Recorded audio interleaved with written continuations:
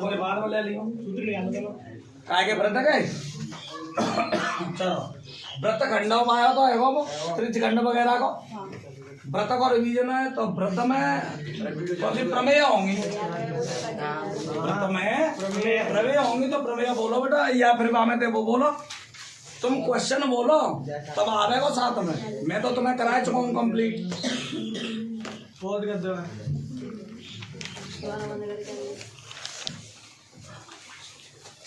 Exercise है 6 त्रिभुज त्रिभुज पढ़ने का ध्यान दो। सबसे पहली बात थेल्स प्रमेय सिद्ध करवाएंगे मोस्ट इंपोर्टेंट है थेल्स प्रमेय परीक्षा की दृष्टि से बहुत ज्यादा इंपोर्टेंट है पेपर में आवे की संभावना ज्यादातर रहती है या तो थेल्स प्रमेय की या थेल्स प्रमेय के विलोम की। तो पहले हम तुम्हें थेल्स प्रमेय सिद्ध करवा दे रही है थेल्स प्रमेय पे आधारित एक चीज और सुननी हो लॉन्ग क्वेश्चन में अगर आवेगी तो थेल्स प्रमेय सूदी आवेगी या तो कह देगो थेल्स प्रमेय को सिद्ध कीजिए या कह देगो आधारभूत आनुपातिकता प्रमेय को सिद्ध कीजिए दोनों को नाम एक ही चाहे थेल्स कह दो चाहे कह दो आधारभूत आनुपातिकता प्रमेय समझ के बात है। तो दूसरी बात एक और समझनी है जहाँ पे आधारित सवाल बहुत बनते हैं तो अपने का ध्यान दे लो थेल्स प्रमेय हत्याकाय में छोटी सी बात में तुम्हें समझा रहा हूँ जाते तुम बाकी सवाल निकाल लोगे। तो थेल्स प्रमेय के बारे में थोड़ा सा समझा रहा हूँ सिद्ध कराऊंगा पहले जाके कहा पहले तो तुम्हें गणित तो ना लेके आए हो कोई गणित क्योंकि थेल्स प्रमेय में जो भाषा दी है तो भाषा के आधार पे हम तुम्हें समझा देंगे। अब तुम्हें प्रेजेंट में हम केवल थेल्स प्रमेय हत्याकाय बाय समझा दे रहे हैं A B C और जे है D E ठीक है बेटा। थेल्स प्रमेय क्या कहते हैं कि यदि जीवाई भुजा और जीवाई भुजा जो बीच में से काट रही है एक किसी त्रिभुज की 3 भुजाओं में से एक भुजा के समांतर कोई अन्य रेखा DE खींची जाए जो अन्य 2 भुजाओं को D और E बिंदुओं पर काटे तो ये दोनों कैसी हैं समांतर हैं। तो जो भुजा को अनुपात है छोटे y को AD बटे DB बराबर AE बटे EC। पहली चीज तो ये है जिस सिद्ध करना हो तो तुम्हें। दूसरी चीज जाइए हम कैसा सिद्ध और का लिख सकते हैं AD बटे AB पूरी ले लो और AE बटे जी ध्यान रखना है कि अगर आप ऊपर से छोटे त्रिभुज की भुजा ले रहे हैं तो जाओ साइड में छोटे त्रिभुज की भुजा लेंगे ऐसा मत करियो नीचे वाई की ले ठीक। AD बटे AB और AE बटे AC या समझियो जे 3 पॉइंट आवत है जाए एक ही प्रमेय में और तीनों में काउ न काउ पे डिपेंड तुम्हारा एक नंबर को विकल्पों में सवाल जरूर मिलेगा तुम्हें 100% मिलेगा। तीसरा समझो तीसरा क्या है अगर हमें AD की बजाय AB पूरी भुजा ले लें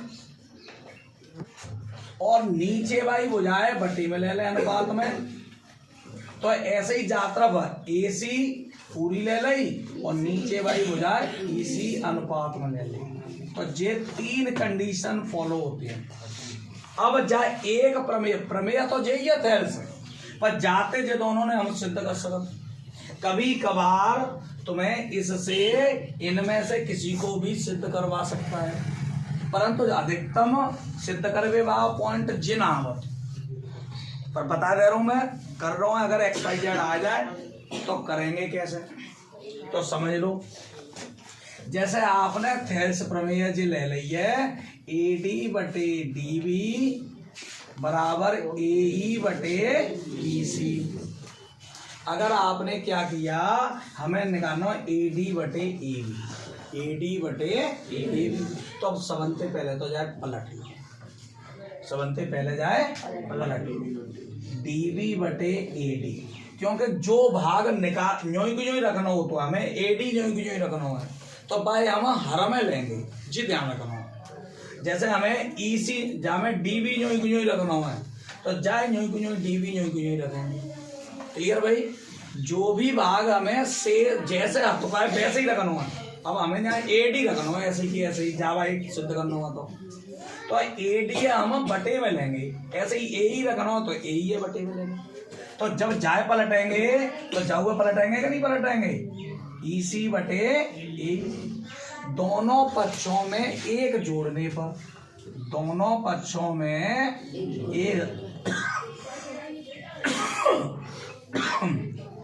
एक जोड़ दो भाई, तो डीबी बटे एडी प्लस 1 और ईसी बटे एई प्लस 1। जब जोड़ेंगे तो डीबी प्लस का आ जाएगा, एलसीएम लेंगे तो एडी बटे में एडी, ऐसे ही जात्रा में जोड़ेंगे तो ईसी प्लस एई बटे, समझ गए?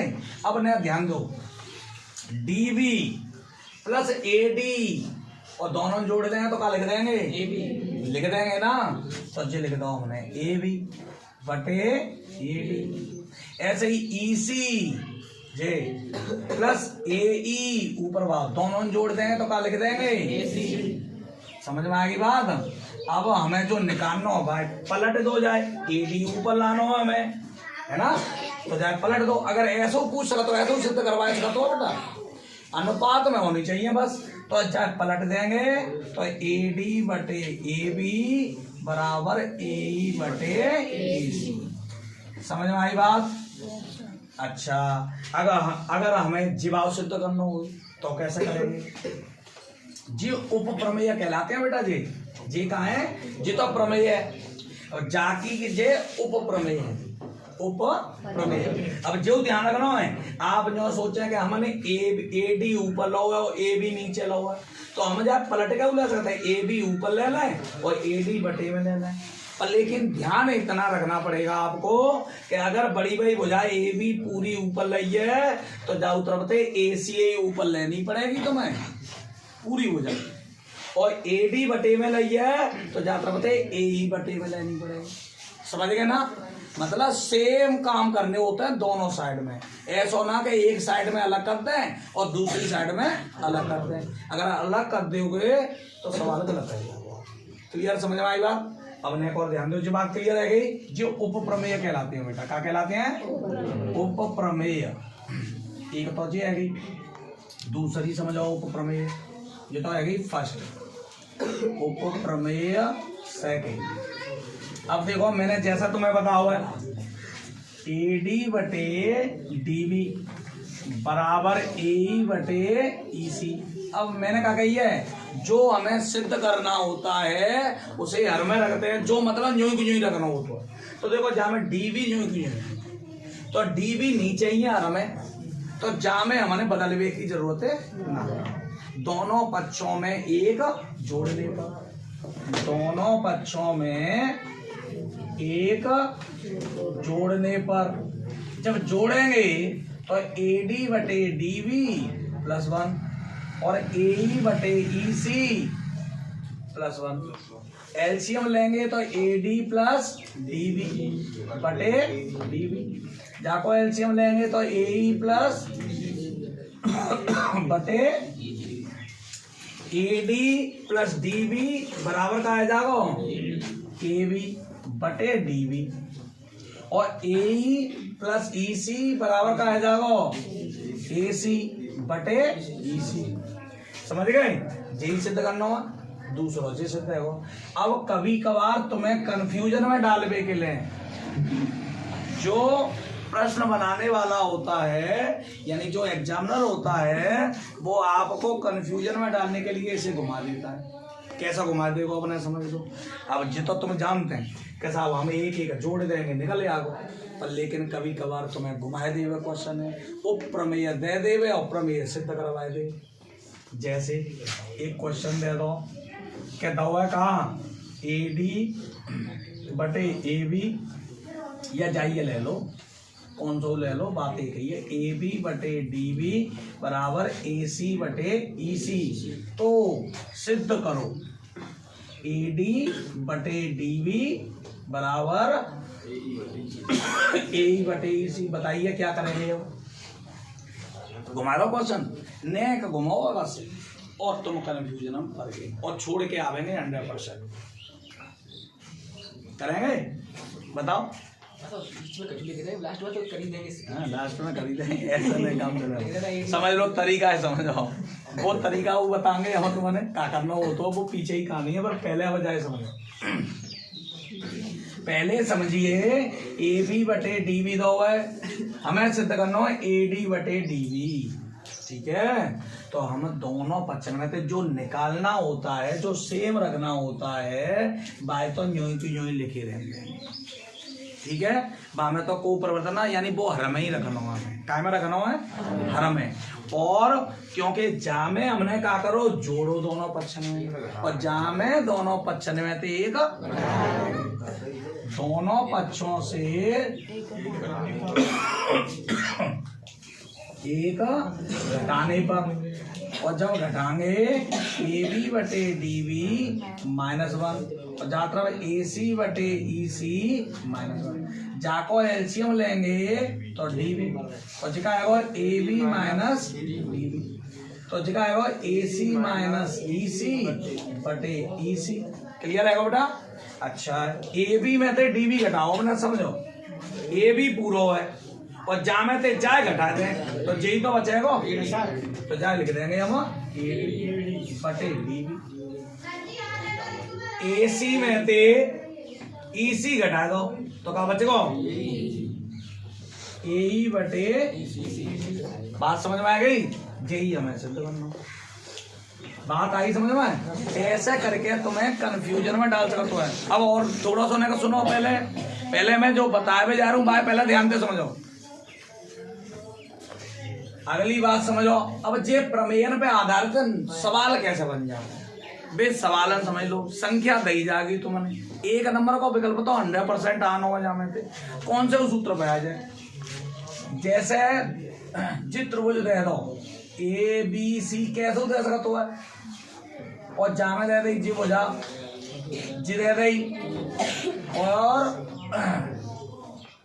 जी दे दी तो माने कही ए सी ज्ञात करो, ए बी दे दी तो माने कह दी ए सी ज्ञात करो। तो आप क्या देखेंगे, सबसे पहले जी देखो कि जो भुजा ज्ञात करनी है सेम बाकी इक्वल को भुजा दी है करा दी, तो ए सी निकालनी है तो ए बी दी है। और देखो दो भुजा और दी होंगी एक जैसी, तो या तो ऊपर वाली दी होंगी ए डी और ए ई, या फिर डी बी और ई सी दी होंगी। समझ गए? ऊपर वाली ना दी तो नीचे वाली दी होंगी। आप अनुपात में कैसे ले सकते हो, कैसे भी अनुपात में ले सकते हो। चाहे तो आप छोटी वाली बुझाए ए डी है ऊपर ले लो और ए बी है नीचे ले लो, पूरी है तो जाओ तरफ ए ऊपर ले ली और ए सी का ले ली नीचे। ए डी को मान 2 लिख दो, ए बी को 6 लिख दो, ए को 3 लिख दो, ए सी निकालनी है। 2 से कै बार घट गई, क्रॉस मल्टीप्लाई कर देंगे तो ए सी बराबर 3 का। बात समझ में आ गई? ऐसा करके प्रश्न 100% आपका 1 नंबर का विकल्प तो मिलेगा ही मिलेगा, या फिर 2 नंबर में क्वेश्चन आ जाता है जेई है तो छोटा सा। क्लियर भाई? आगे तुम्हें कल थेल्स प्रमेय समझाएंगे, पूरी थेल्स प्रमेय का विलोम समझाएंगे। 2 प्रमेय कम से कम कल आपकी होंगी और दोनों ढंग से समझनी है, क्योंकि मोस्ट इंपोर्टेंट है। कई साल केवल जो प्रमेय आ जाते हैं लॉन्ग क्वेश्चन में, ठीक है, 5 से 6 नंबर के प्रश्न में।